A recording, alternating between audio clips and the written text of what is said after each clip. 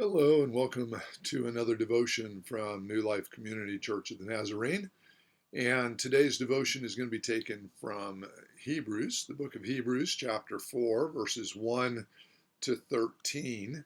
And we're continuing to think about hearing and obeying. And that gets wrapped up into faith a little bit as well. And so we have this rather lengthy passage. And today I'm going to be reading from the Passion Translation, which says it's slightly different, perhaps, than what you are used to listening to. But let's read this. So, Hebrews 4:1. Now God has offered to us the same promise of entering into his realm of resting in confident faith. So we must be extremely careful to ensure that we all embrace the fullness of that promise and not fail to experience it. For we have heard the good news of deliverance, just as they did, yet they didn't join their faith with the word. Instead, what they heard didn't affect them deeply, for they doubted. For those of us who believe, faith activates the promise, and we experience the realm of confident rest. I'm going to pause right there. So, hearing, believing, enacting, or obeying. This is what faith is really all about. The thing that the writer to the Hebrews, is talking about here is when the nation of Israel, under the leadership of Moses, was getting ready to go into the promised land, and God had said that he would drive out their enemies before them. But they didn't believe. They saw the fortified cities, they saw the giants in the land, and they felt as though they were grasshoppers before them.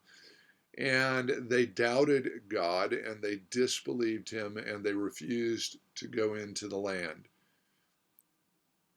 Because of that, God's punishment was that those who were of age, those who were part of the decision makers at that point in time, would never enter into Canaan's land. They would never enter into the rest that God had promised them. They would never possess the land that God had promised them. Instead, they would die in the wilderness. And so they spent 40 years wandering around in the wilderness, not because God got lost and not because he didn't know how to lead them there, but because after a very short period of time of leading them to the promised land, they refused to go in. And so they didn't have faith, believing that God would do what God said he would do, that God would overcome their enemies, that God would drive their enemies out of the land and allow them to enter in. Today, when we think about faith and when we think about hearing the word and when we think about obedience to the word and when we think about our lives, we too need to own this kind of an idea that we need to hear the promise of God. We need to own or believe the promise of God. And then we need to live as though the promise is true. So I don't know, maybe what you're struggling with or where your areas of lack of faith may be or where your areas of concern may be. But we need to be able to rest in God's promises and trust them and live into them, whatever is going on around us. And so part of that, we're still in this COVID-19 situation, and there is just a lot of confusion, a lot of pain, a lot of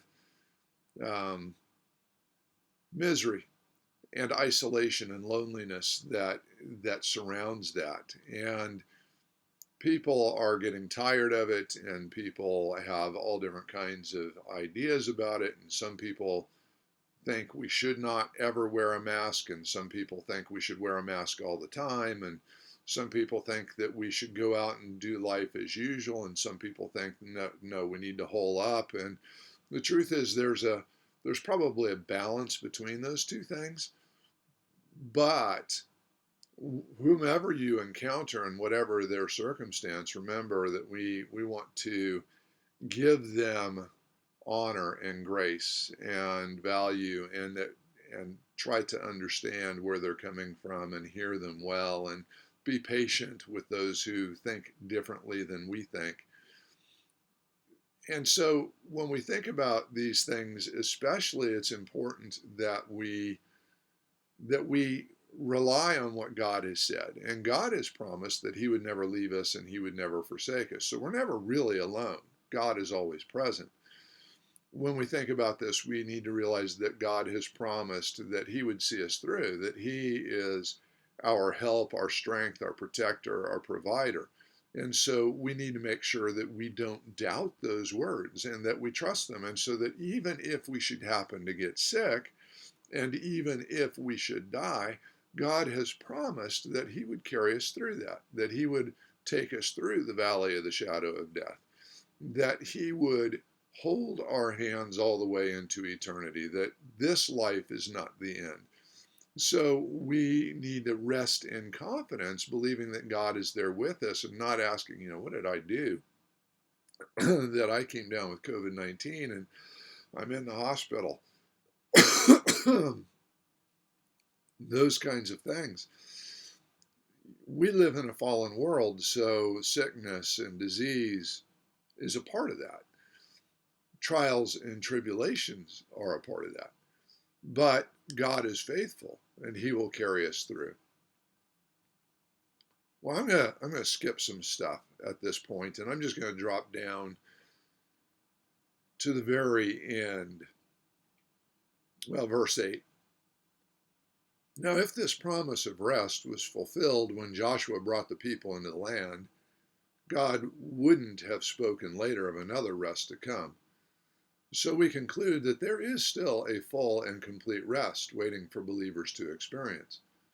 As we enter into God's faith rest, we cease from our own works, just as God celebrates his finished works and rests in them.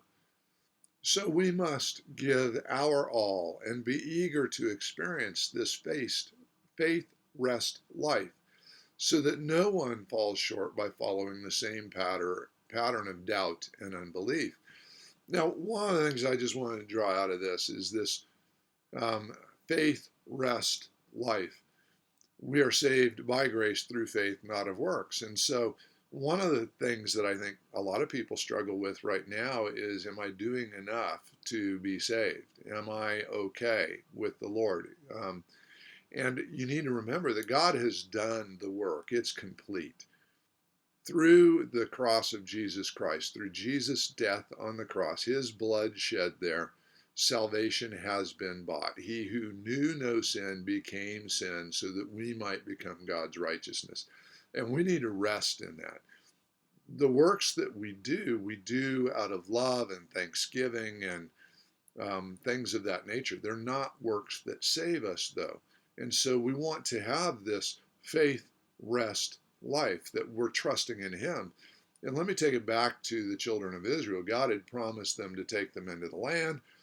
They doubted because they didn't think they were strong enough. They couldn't do the battle that needed to be done. They couldn't conquer the walled cities. They couldn't beat the giants. They saw themselves as grasshoppers before the enemy. And so we can't save ourselves, and we can't overcome sin, and we can't overcome the giants in our life. But God has said, enter into my rest. I will take you through. Trust in me, and I will enable you. I will empower you. So that's really important as we think about hearing the word of the Lord. I need to make sure that I don't communicate with you in a way that makes you feel as though you have to do more. You have to be more. What I want you to do is trust God more. And I want you to hear his word and rest in his word and find that he is faithful and he will enable you. This isn't about pulling ourselves up by our own bootstraps. This is about trusting God to do what God has said he would do.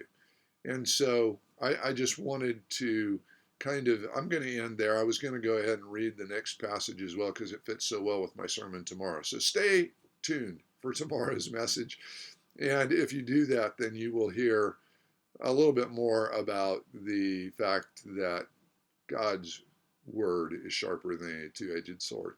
But we'll get to that tomorrow. Today, trust what God has said. Believe that He is there and that He will carry you. He will bring you through. Turn to Him. Throw yourself upon Him. Trust in Him absolutely. Maybe you can't, but God can. So trust in Him. Well, God bless you today and every day.